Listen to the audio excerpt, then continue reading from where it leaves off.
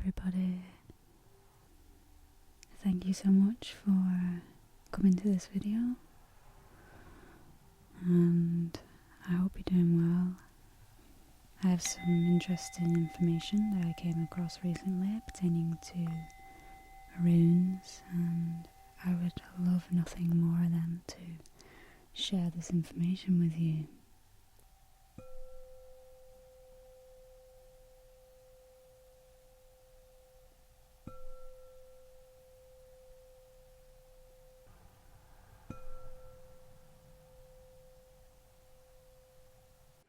Recently I had the inspiration to make some runes, and that's because I was out in the garden. You saw one of my videos where I'm working in the garden, and I saw a fallen branch that looked like a cedar branch, and I thought to myself, I bet that looks really cool when I cut into the wood and see inside, and lo and behold it did. And I thought to myself, I'm going to use this branch to make some runes, and everything just came together for it. So I got to work on them, started sanding them, and lo and behold, I was going to buy a wood burner, but my partner remembered that he all of a sudden had a tool for this, and it's not specifically for wood burning, but he said that it might work, so I was excited to try it and see if it would work, and it did. So here comes a story of what runes really are. So let's start off with the history of runes before we begin, and then I'm going to go into some more esoterica with you. I found something quite interesting pertaining to runes that links with Norse mythology, so I'll share that with you in just a moment. The history of runes is first. Runes are an ancient set of symbols or letters of an alphabet that were used for writing, magic, and divination in Northern Europe in the 1st century AD. Although there are many different runic alphabets, the earliest and perhaps most common is the Elder Futhark, the system that was used by early Germanic tribes, including Scandinavian, Swedish, German, Norwegian, Icelandic, Danish, and English people. Ancient inscriptions of runes have also been discovered in parts of North America and Greenland, evidence that Vikings brought over this ancient alphabet when they first started landing here. The Poetic Edda, this is called. Do you know how to cut them? Know how to stain them? Know how to read them? How to understand? Do you know how to evoke them? How to send them? Know how to offer? Know how to ask? It is better not to offer than to offer too much. For a gift demands a gift. Better not to slay than to slay too many. Thus did Odin speak before the earth began, when he rose up in aftertime. These runes I know, unknown to kings' wives or any earthly man. Help, one is called, for help is its gift, and helped you will be in sickness and care and sorrow. So here's the really interesting part of all of this that I came across just yesterday. You see, I've always admired the idea of the tree of life.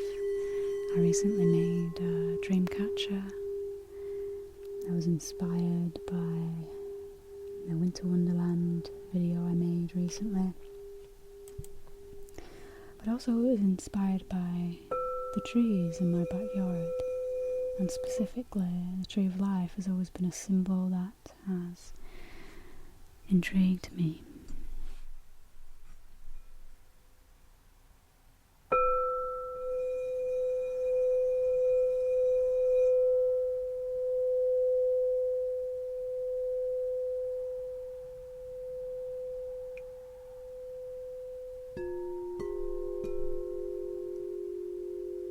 It led me to this. Something called the Web of Wyrd, spelt W-Y-R-D. I'm not sure if I'm saying it correctly. And the Web of Wyrd is actually the same thing as the Tree of Life. It's just called something different. So let's take a look at what this word means. Wyrd is a Norse term for the complex interconnecting web that binds all things together, whether they be living or not. This web is more entwined and intricate than any other thing in the entire universe. In fact, according to Norse mythology, it controls the universe and everything within it. It is your destiny as well as your life as you live it, each and every day. Within Norse mythology, it is believed that the guarding, creating, fine-tuning and care of this web is the responsibility of the Nornir, Norn, or weaving women. The three women's names are Wyrd, Verandi, and Skuld, the triple goddesses of ancient times. Wyrd is the oldest of the sisters, and she is believed to rule the past. Verdande is the middle sister and rules the present. Skuld is the youngest and is said to be the ruler of the future. So it says these all-powerful three weaving women bind and unbind the very fabric of existence. Every time the web strands of the word come together, they make shape. Every action is a strand of the web. Therefore, two actions or events meet. Whether those actions or events are people meeting and interacting, daily activities, someone involved in an incident, or simply birds flying in a flock, the strands meet in a shape. These shapes are then reduced to a level of symbology that we can understand as humans. When placed in the nearest pattern that the human mind can explain, the crossing of the web strands or shapes are the runes. Each rune represents a summation for any coming together of web strands. In any juncture of events, whether those events are connections between living things or not, the task of the rune is to open up these layers, or orlogs of fate, to unravel the complex threads and show us how we arrived where we are. Everything is connected. I know you've heard it before, but it truly is all connected. I thought back to this grid, this web, and I could close my eyes and I could see this web.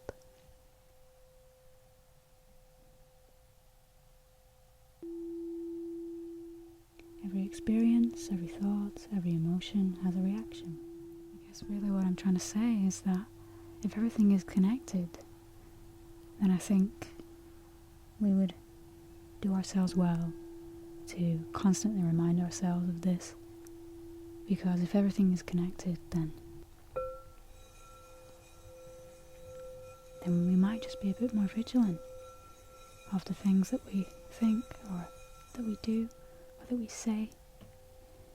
Because at the end of the day, all that really matters is how much peace you're able to find in your own heart. And if you're constantly judging other people, then you can guarantee that you're judging yourself 3 times as much, if not 10 times as much as you are everybody else. So my dear friends, I think this lesson is that there really is this web of Wyrd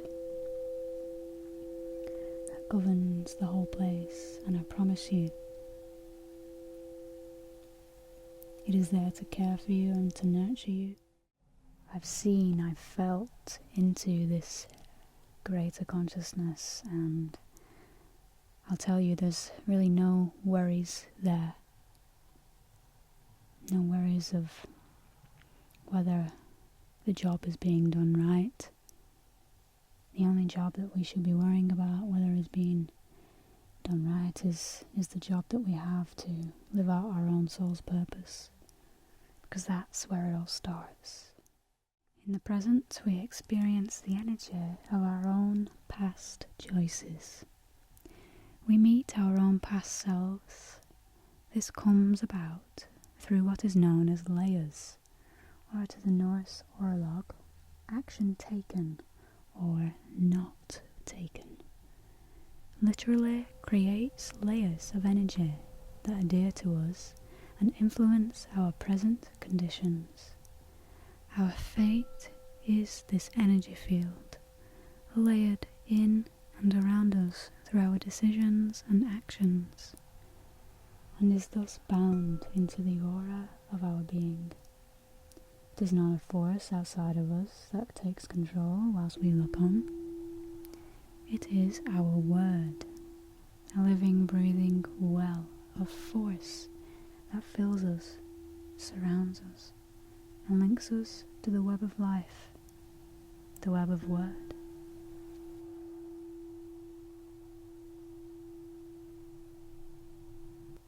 All are interconnected. To know ourselves, we must know the forces within our own word. We must know and understand the forces in the greater web.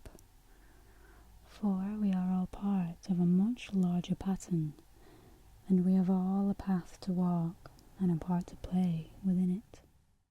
So folks, that's all I have to share with you for this week's video. I hope you enjoy this little snippet of inspiration. If you'd like to see more videos pertaining to runes, then do comment down below. Otherwise, I will see you in the next video, my loves.